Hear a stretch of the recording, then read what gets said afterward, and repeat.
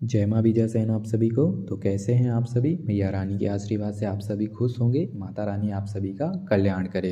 तो आज हम आप सभी के लिए जो जानकारी देने वाले, ये जानकारी मेडिटेशन त्रिनेत्र से जुड़ी हुई है।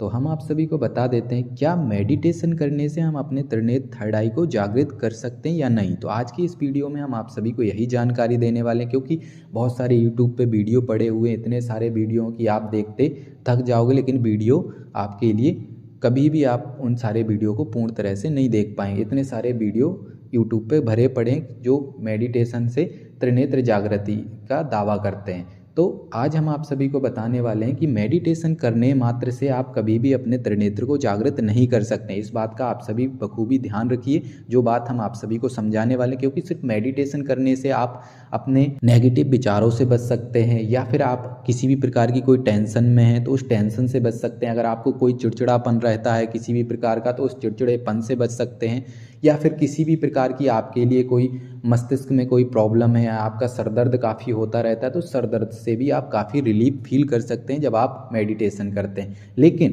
त्रिनेत्र जागृति के लिए हमें कुछ गुप्त सूत्रों के साथ में, या कुछ ऐसे सूत्र होते हैं जो आपका एक गुरु ही आपको समझा सकता है, बता सकता है कि किस विधि के साथ किस तरीके से हमें कैसे मेडिटेशन करना होता है, जिस मेडिटेशन को करने के बाद आपका जो थर्ड आई है, त्रिनेत्र है, वो अवश्य ही 100% जागृत हो जाएगा। क्योंकि मेडिटेशन के साथ साथ में हमें कुछ ऐसी चीज़ें होती हैं जो हमारे लिए फोकस करनी होती हैं। फोकस के साथ साथ मेडिटेशन के दौरान कुछ हमें मंत्रों का भी जप करना होता है, क्योंकि जो मंत्र जप होता है, वो मंत्र जप क्या होता है आप सभी को पता है कि जब हम मेडिटेशन करते हैं तो मेडिटेशन के दौरान हमारे आसपास का जो ऑरा होता है वो पूरा का पूरा खुला होता है। खुला होने की वजह से कई बार क्या होता है, मेडिटेशन के दौरान कई नकारात्मक शक्तियां भी हमारी तरफ अग्रसर होने लग जाती, अट्रैक्ट होने लग जाती, जिससे कि हो सकता है कि मेडिटेशन आप अच्छे के लिए कर रहे हो सकता है आपके साथ में बुरा लग हो जाए अगर आप स्वयं अकेले ही मेडिटेशन कर रहे हैं। तो इसीलिए हमेशा हमें मेडिटेशन किसी गुरु परामर्श में ही करना चाहिए, गुरु के संरक्षण में ही करना चाहिए। ये आप सभी को बखूबी पहले से शायद पता होगा,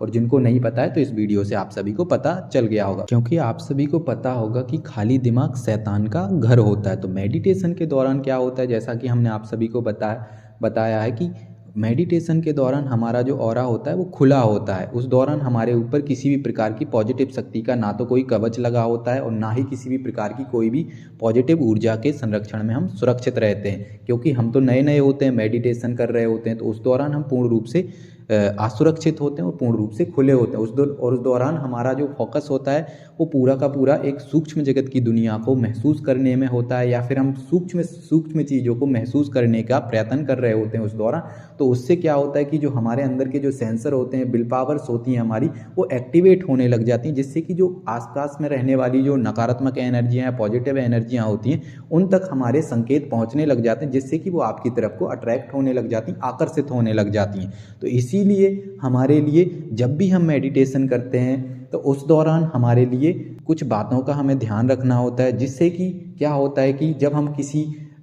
मंत्र का जप कर रहे होते हैं त्रिनेत्र जागृति के लिए मेडिटेशन के दौरान, तो उस मंत्र जप की ध्वनि से क्या होता है कि हमारे चारों तरफ एक पॉजिटिव ऑरा का निर्माण होने लग जाता है। तो इससे क्या होता है कि हम एक सुरक्षित भी हो जाते हैं, और इससे कोई भी नकारात्मक शक्ति हमारे इर्द गिर्द नहीं आ पाती है, और ना ही हमें किसी प्रकार का कोई नुकसान पहुंचा पाती है, और ना ही हमारे शरीर के अंदर प्रवेश कर पाती, ना ही हमारे मस्तिष्क को कंट्रोल में ले पाती। तो इसीलिए जो जानकार गुरु होते हैं, जानकार मार्गदर्शक होते हैं, तो वो अवश्य ही आपको मेडिटेशन के दौरान, त्रिनेत्र जागृति के दौरान आपको किसी एक शक्ति का कोई विशिष्ट मंत्र देंगे। उस मंत्र जप के दौरान ही आपके लिए त्रिनेत्र जागृति के लिए मेडिटेशन करना होता है, और किस अवस्था में हमारे लिए त्रिनेत्र जागृति के लिए मेडिटेशन को बैठना चाहिए, और कहाँ पर किस तरह से कितने समय तक फोकस करना होता है, ये भी वो मार्गदर्शक, वो गुरु ही आपके लिए बताएगा। तब जाकर के आप 100% त्रिनेत्र को जागृत कर सकते हैं, और उस दौरान आने वाली समस्याएं जो आपके लिए होंगी उन समस्याओं से भी बच सकते हैं। अन्यथा अगर आप डायरेक्ट मेडिटेशन करते हैं तो अवश्य ही आप किसी न किसी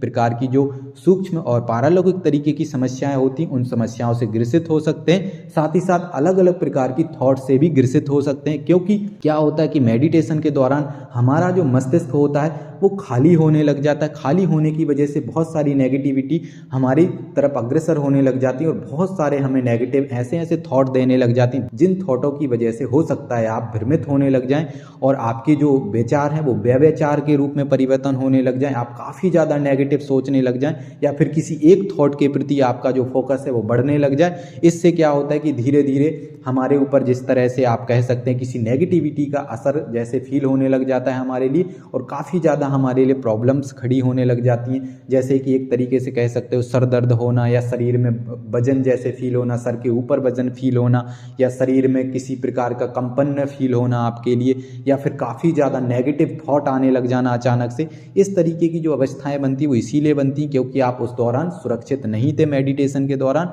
और आपके लिए आपके आसपास का जो नेगेटिव हो रहा था उसने आपके लिए जकड़ लिया है, घेर लिया है। तो इसीलिए हमें अपने गुरु के मार्गदर्शन में ही त्रिनेत्र जागृति के लिए मेडिटेशन करना चाहिए, क्योंकि मेडिटेशन करना बुरी बात नहीं है, अच्छी बात है, लेकिन मेडिटेशन के साथ साथ में आपके लिए किसी के परामर्श या किसी के संरक्षण में ही मेडिटेशन करना चाहिए, क्योंकि ये सूक्ष्म जगत की दुनिया और सूक्ष्म जगत की दुनिया में जो हमारी थॉट है, जो हमारी सोच है, उससे भी परे चीज़ें पाई जाती हैं। जो व्यक्ति त्रिनेत्र को जागृत कर लेता है उसके बाद ही उसे वास्तविकता पता चलती है कि सूक्ष्म जगत में किस तरीके की क्या चीज़ें होती हैं। तो वो सारी चीज़ें हम आने वाली अगली वीडियो में आप सभी को त्रिनेत्र से जुड़ी अलग अलग प्रकार की बहुत सारी ऐसी जानकारियाँ देने वाले, सिखाने वाले हैं, जिससे कि आप सभी बहुत कुछ सीखने एवं समझने वाले हैं। तो आगे हम आप सभी को वो जानकारी देंगे कि जिससे कि आप सभी त्रिनेत्र जागृति के लिए मेडिटेशन हमें किस तरह से करना चाहिए, कौन से मंत्र का जप करना चाहिए या फिर किस तरीके से कहाँ पर फोकस करना चाहिए, किस अवस्था में हमारे लिए कितने लंबे समय तक त्रिनेत्र जागृति के लिए मेडिटेशन करते हुए बैठना चाहिए, कौन से मंत्र का जप करना चाहिए। तो ये आने वाली अगली वीडियो में हम आप सभी को बताएंगे। बाकी आप सभी को इस वीडियो में पता चल गया होगा कि मेडिटेशन अकेले सिर्फ करने से त्रिनेत्र की जागृति नहीं होती, अपितु उसके लिए हमें और भी कुछ ऐसी चीज़ें होती हैं, कुछ बातें होती हैं, कुछ ऐसे सूत्र होते हैं जिनको हमें अपना करके चलना होता है, तब जा करके हमारा त्रिनेत्र मेडिटेशन के दौरान एक्टिवेट होता है। बाकी आने वाली जो वीडियो है उसमें आगे की जानकारी आप सभी के लिए दी जाएगी। तो जब तक के लिए जय मां विजय सेन।